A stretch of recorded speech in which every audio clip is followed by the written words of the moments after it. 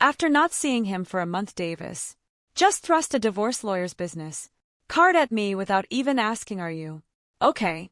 Or how are you feeling divorcing a wife who doesn't work and paying me $1,000 a month as alimony? Sounds good. Take care." John chuckled as he said this, standing beside Maria. She was wrapping her arm around his, wearing a similarly smug expression.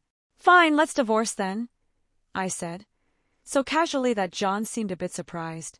But he quickly shared his smile with Maria. "Good thing Davis isn't much of a thinker. It makes my plan easier to execute." After the divorce papers got approved, I decided to start my revenge plan on both of them. I will make them cry as a celebration of my recovery. My name is Jenna Harper. I'm a 47-year-old illustrator and also work as a children's book author. I just love drawing. I have 2 childhood friends, Davis and Maria. They've been important friends to me, and Davis is also my husband. It all started when Davis asked me out as I was heading to a different college after high school. I was surprised. I thought he was into Maria, but I couldn't say no to a confession from Davis, whom I had secretly liked. After some thought and consultation with Maria, I accepted Davis's proposal. Maria's behavior had been a bit problematic since our teen years, but she was still a dear friend to both Davis and me. However, Maria had a tendency to snatch other people's boyfriends, only to dump them once they became obsessed with her, causing problems time and again. Her parents were concerned, so Davis and I often spent time with her to watch over her. Davis and I got married when we were 25. 4 years later, Maria brought her fiancé into our lives. His name was Peter, a professional working for a top-tier company. "Nice to meet you, Jenna and Davis. I've heard so much about you. Looking forward to our future together," Peter said politely. We all got along immediately. We would get together during holidays and vacations, taking trips or going on long train rides to enjoy drinks. However, things started falling apart after Maria got pregnant 2 years into her marriage. Davis and I both had many siblings, so there was no concern about having children. We had decided we didn't need kids. Although we loved children, we weren't keen on actively caring for them. Besides, we cherished our freedom to travel and enjoy life. We often found it heartwarming to see families with children, but that was the extent of it for us. When Maria announced her pregnancy, Davis's attitude began to change. He quit smoking because Maria said she couldn't stand the smell, and even offered to drive her to doctor's appointments, using his vacation days. I warned him, "Peter might get upset if you're always with Maria." But Davis argued back. "You have work, don't you? She's our childhood friend, and she's reaching out for help. You're heartless. I've been buying things and helping where I can, but going with her to the obstetrician is crossing the line," I said. Davis frowned and glared at me. "Why?" "Because Maria wants it, right? She says she's anxious about the checkup. I can't just let her go alone if she's anxious. All the more reason for Peter to go with her, right?" I replied, "If you go with her every time, it's almost like you're the father of the baby in her belly." "Jealous? You're not going to get pregnant anyway, so what's the problem?" he snapped. He didn't take my concerns seriously. Instead, he accused me of being annoying. We had hardly ever fought during our marriage, but things changed when Maria got pregnant. Our arguments increased, and they didn't stop even after Maria gave birth. In fact, Davis started spending even more time with Maria and their child, Melissa. But when Melissa turned 6, an incident occurred. It had to do with her graduation ceremony. The day before the graduation, Davis suddenly started rummaging through the closet. "Davis, what are you doing?" I asked. "You have a meeting tomorrow." Davis's workplace had a casual dress code, but he had to wear a suit during client meetings, so he always kept a few suits ready. Now they were all thrown onto the bed. "Oh no," he muttered, just trying to decide what to wear for the graduation ceremony. "What? You're seriously thinking of attending the graduation?" I asked, shocked. "Yeah, Peter can't make it, so Maria asked me," Davis said. "That's absurd no matter how you look at it," I said, my voice rising in disbelief. Davis's face turned sour immediately. I knew John occasionally picked Melissa up from kindergarten, and I had done so myself when asked. Yet, it seemed nonsensical for a childhood friend, who wasn't even a biological parent, to attend a graduation ceremony. "What? You still doubt me and Maria? I'm disappointed that you can't even help out," John said, his voice tense. "That's not the point," I tried to explain, but he cut me off. Anyway, I'm attending the graduation tomorrow, so iron a shirt properly, John stated abruptly, ending the conversation before I could respond. He left me standing there and disappeared into the bedroom. I had no choice but to call Maria. Hello, Maria, about tomorrow, I began. Oh, sorry, I'm borrowing John for the day. Won't Peter be upset about the graduation? I asked, unsure. Jenna, what are you talking about? I haven't told Peter that the graduation is tomorrow. I'll let him know after the ceremony. I was shocked to learn Peter didn't even know about the graduation. Upon further questioning, it seemed that Maria hadn't informed Peter about any kindergarten events at all. John had been acting as the father at the kindergarten, which made me dizzy with confusion and anger. Wait a minute, Maria. Isn't that extremely unreasonable?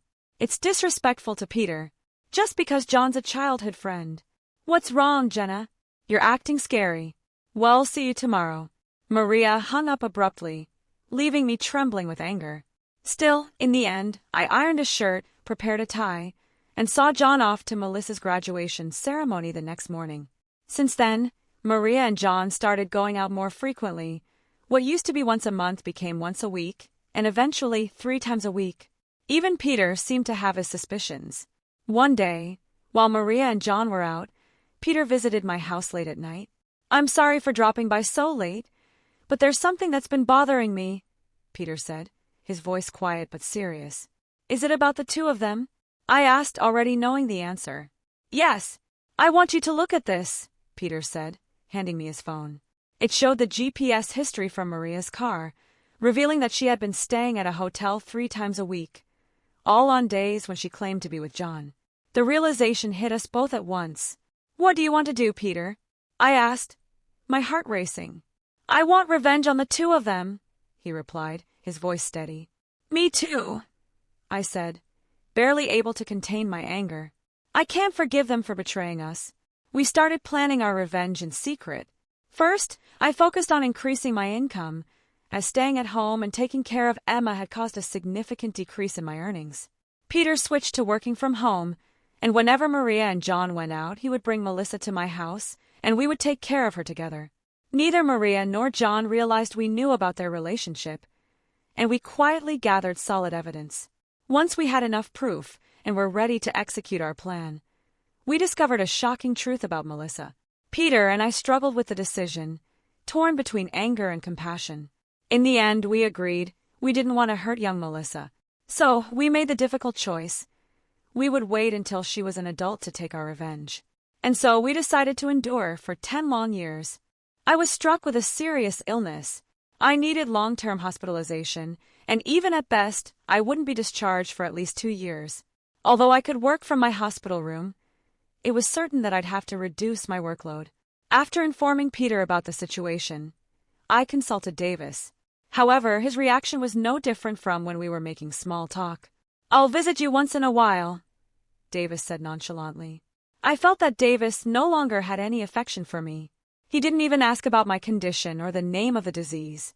In reality, Davis only visited once a month, or sometimes once every 2 months. After Melissa's 15th birthday, she started acting strangely. Although she used to visit me almost every day right after I was hospitalized, she became distant after that birthday. Neither Peter nor I could figure out why, and we were puzzled. Even when we asked Melissa, she simply said, "Don't worry about it." However, we ended up learning the reason from Davis, who rarely showed up. "Hey, it's been a while," he said as he walked in, his appearance now flashy and over the top. "Yeah, it has," I replied, taken aback by his sudden appearance after a month. Without knocking, Davis walked into the room and, without asking about my condition, simply thrust a divorce lawyer's business card at me. "Divorcing a wife who doesn't work. Pay me $1,000 a month in alimony. That's the deal, so take care," Davis said, grinning from ear to ear. Beside him, Maria wrapped her arms around him, flashing a similar grin. "Fine, let's divorce then," I casually agreed, which seemed to surprise him for a moment. But soon enough he exchanged smiles with Maria. Davis wasn't the type to think deeply, and that's exactly why my plan would work so well. After receiving a notification from Davis that the divorce was finalized, I decided it was time to start my revenge plan against the 2 of them.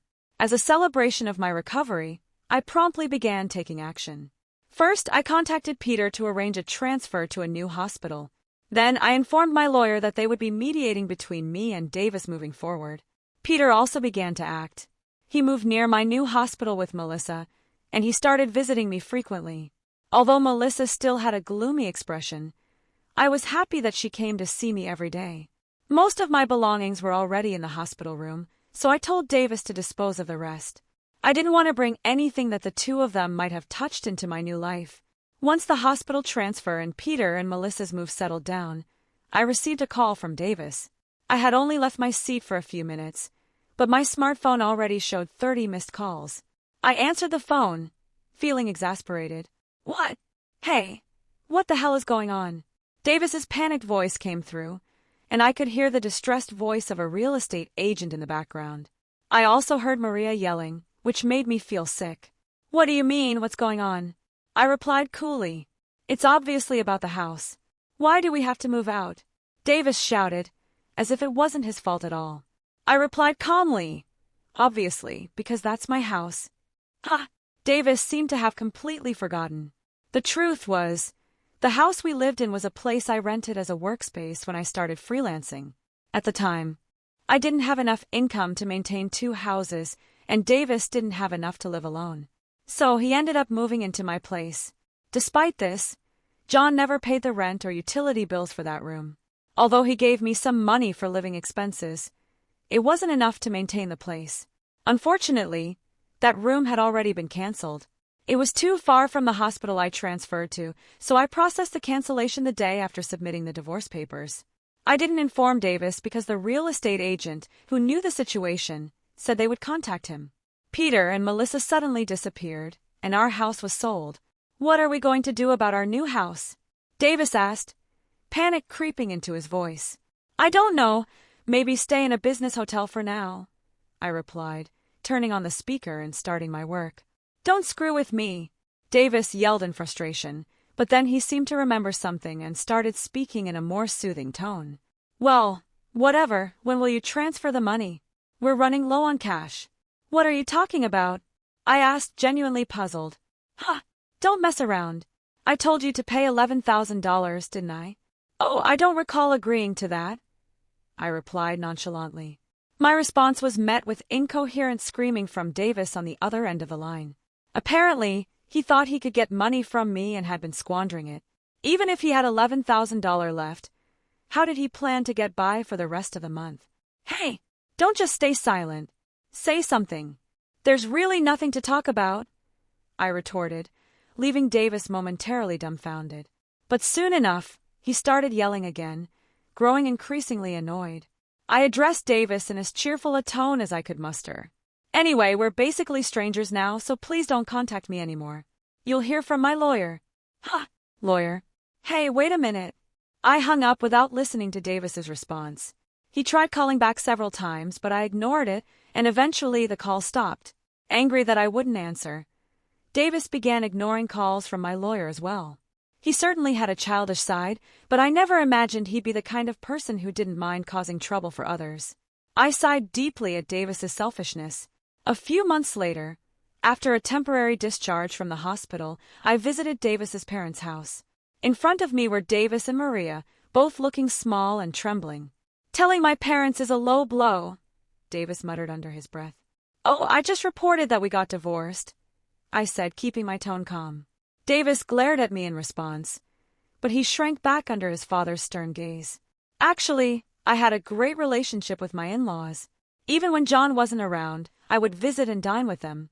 Despite being so well-loved, I felt it was wrong not to share the details of our divorce, so I went to visit them. Is it true that you're remarrying Maria? Davis's father asked, his face hard. Yes, it's true, Davis replied nervously. Maria, Melissa, and I are going to start over as a family. What are you talking about? Your only family is Jenna, his father shot back. She's not my family anymore, Davis muttered under his breath, his words making his father frown as if to say, give me a break. Davis shook his head a few times, then handed me a piece of paper. It was a bill from a nearby luxury hotel. What's this? I asked, looking at the paper in confusion. It's the bill from the hotel we stayed at, Davis replied as if it were obvious, pointing at the bill on the table. Then, suddenly, Davis collapsed to the floor. "Oh, what the heck?" I exclaimed in shock. "Mom, I didn't raise you to be like this." My mother-in-law gasped for breath, looking at Davis with disbelief. Next to him, Maria wore the same expression. "Why are you so angry?" Maria asked, her tone dismissive. "It's just that the family is changing because I'm getting married.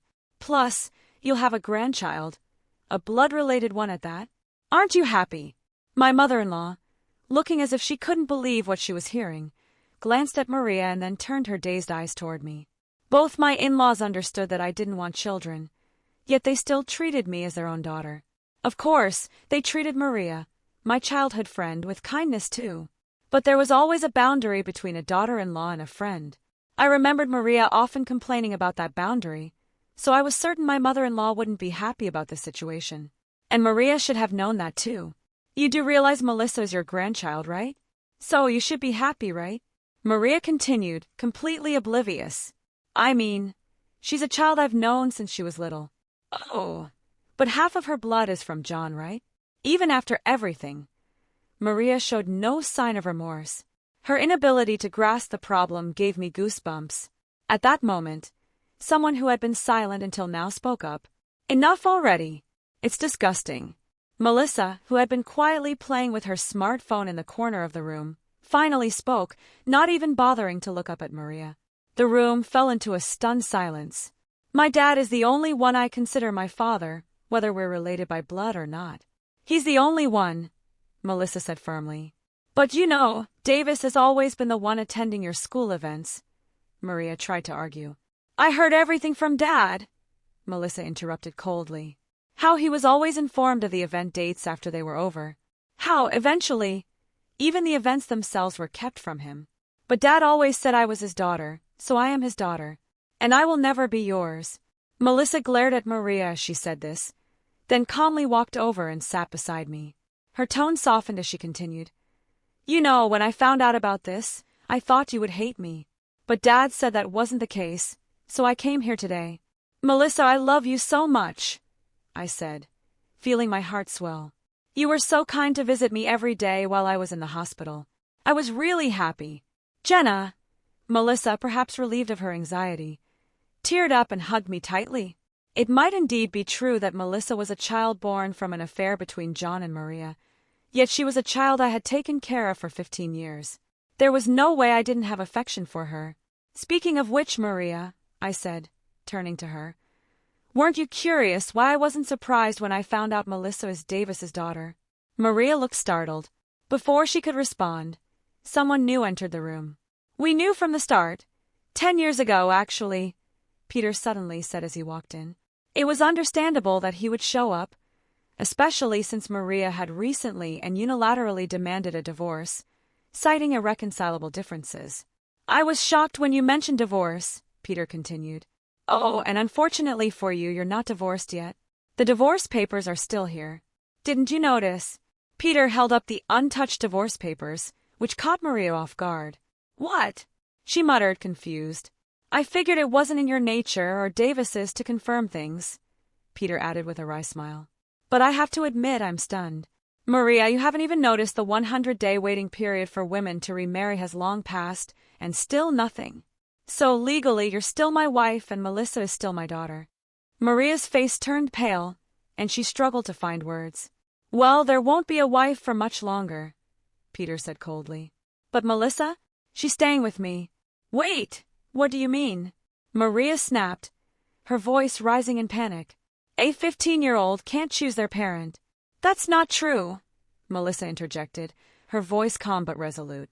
"I want to be with Mom." "Right," Maria said, looking at Melissa. Melissa frowned at Maria and held my hand tightly. Maria was speechless at that, glaring at me. Then, suddenly, Davis burst into laughter. "So that's what it is, huh? You two are together now. Too bad, though. Isn't it impossible to live on Peter's salary alone? Can you stop making weird assumptions?" I replied, rolling my eyes.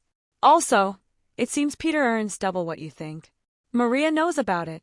"Huh, it's probably a bluff," Davis scoffed. "Besides, it's impossible for you to work while dealing with your illness. You'll just die miserably somewhere.